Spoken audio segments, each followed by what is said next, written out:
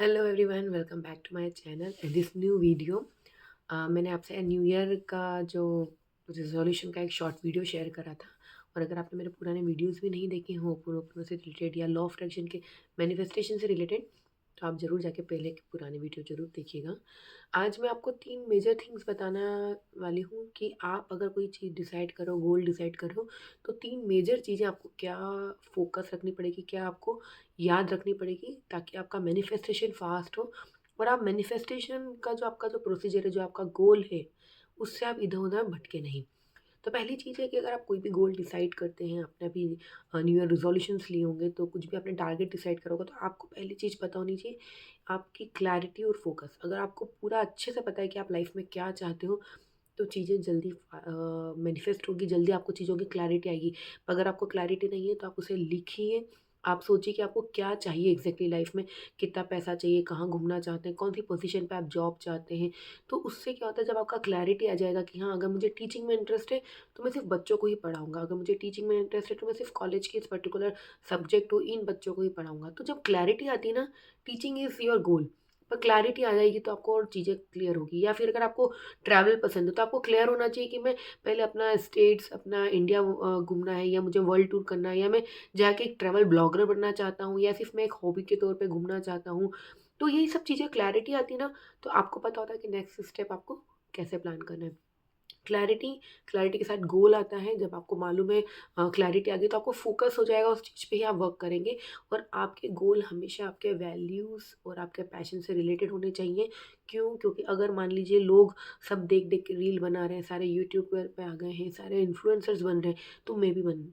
तो आपको ये पता होना चाहिए कि आप कैमरा फेस कर सकते हैं कि नहीं? आप इतने क्रिएटिव हैं कि आप इतना कंटेंट जनरेट कर सकते हैं?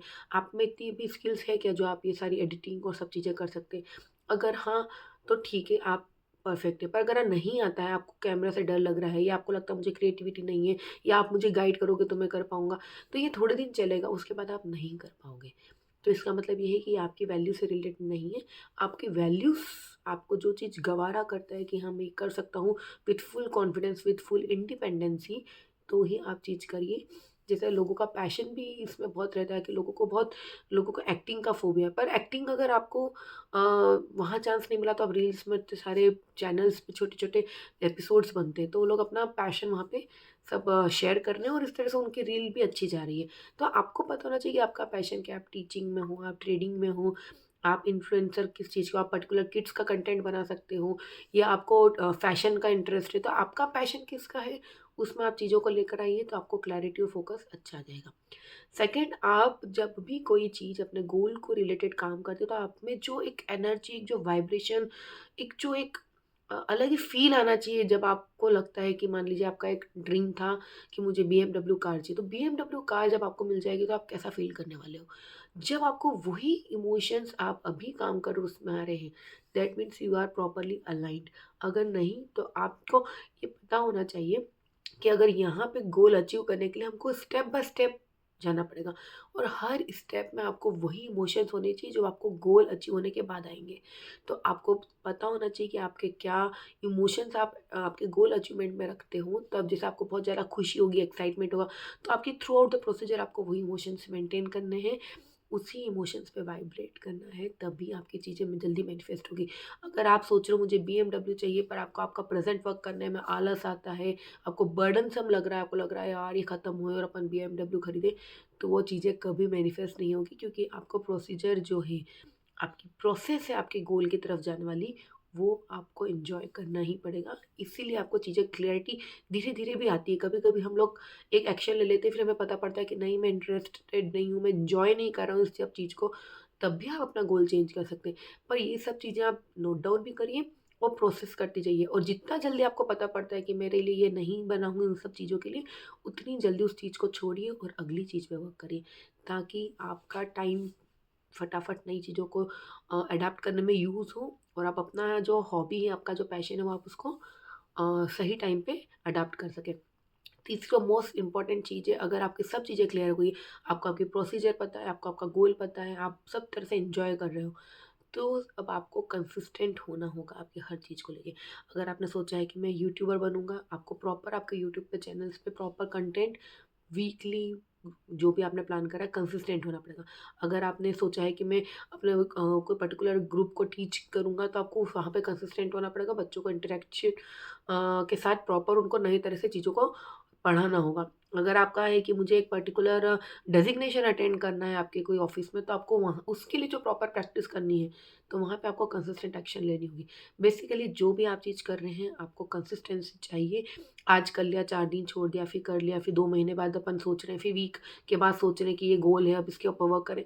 ऐसा नहीं होता है। अगर आप चीज़ों के लिए प्रॉपर फ़ोकस नहीं है, तो यूनिवर्स भी आपको गोल देने के लिए फ़ोकस नहीं रहेगा।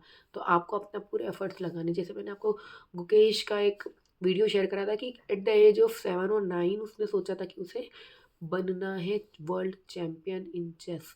तो आप सोचिए, आज वो 18 ईयर का हुआ, ये वर्ल्ड का यंगेस्ट चेस चैंपियन बना है। पर इसका मतलब ये नहीं था कि उसने एक्शन नहीं लिया, वो कंसिस्टेंट था अपने गेम को लेकर। तो आपको भी ये पता होना चाहिए कि कोई भी चीज़ अचीव करते हो, आप कर सकते हो, आपको कंसिस्टेंट होना है।